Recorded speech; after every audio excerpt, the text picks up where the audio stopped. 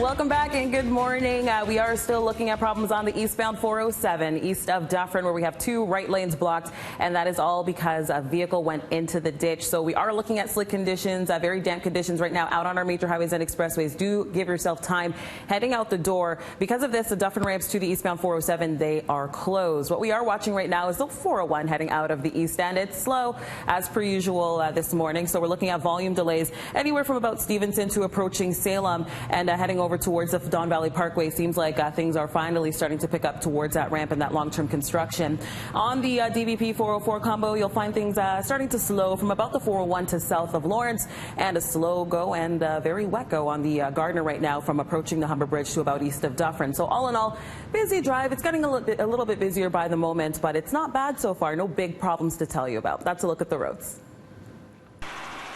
Now get complimentary maintenance on the AJAC award-winning Infiniti QX50 only until May 31st. Visit Infiniti.ca and discover that luxury should be lived in.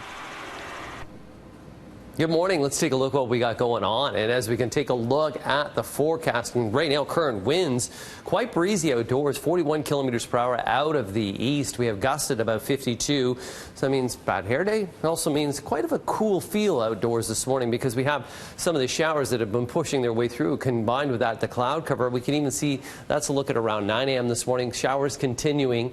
As we get to about the noon hour, they start to break up. Risk of showers up until about 4 o'clock in the afternoon. And then for the most part, it'll be out of here. Overcast skies tonight and into tomorrow morning. So not a washout of a day, the bulk of the rain through the morning hours, and then once again into the afternoon, you'll get those breaks. Temperatures, we're not going to warm further from where we are right now. We're sitting at 10, 8 into Hamilton, 15 in Niagara Falls. As a matter of fact, 15 is our daytime high here in the city of Toronto. Tomorrow we'll see a high just around 16. Cloud cover, still going to see just a chance of some showers. We'll keep an eye on that for your Wednesday. Thursday, it's a big day. It's game day. Of course, that for game 1 with the Raptors. Temperatures will be 22 into the evening. We're going to keep an eye on this. There's a chance of some showers.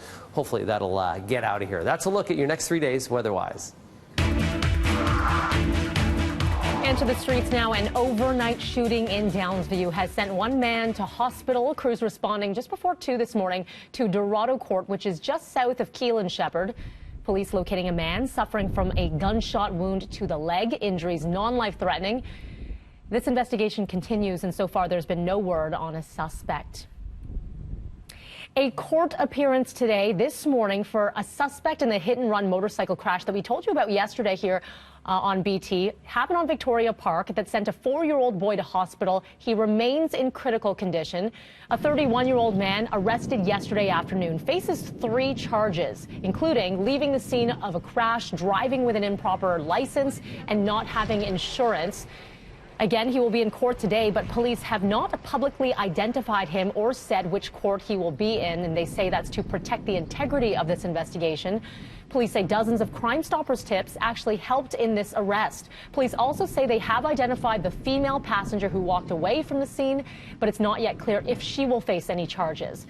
This crash happened Sunday on Victoria Park, just north of St. Clair.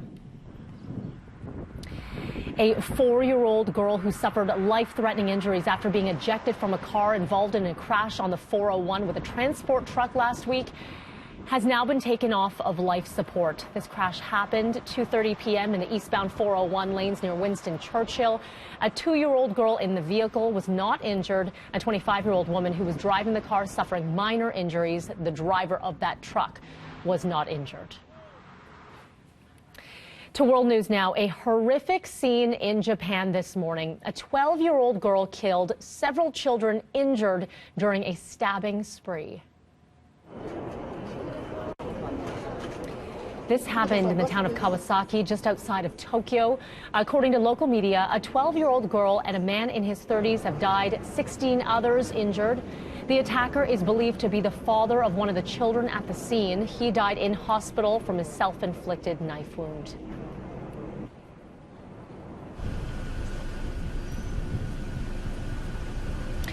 All right, I want to show you this. Floodwaters leaving just roofs of homes and mailboxes visible. This is the swollen Arkansas River.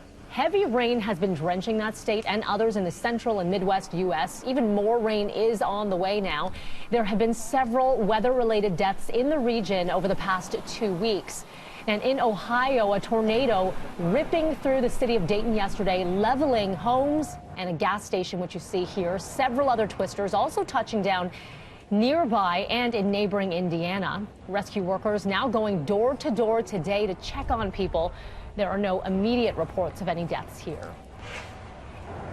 Time now is 6:35. We're going downstairs to Roger and Richard.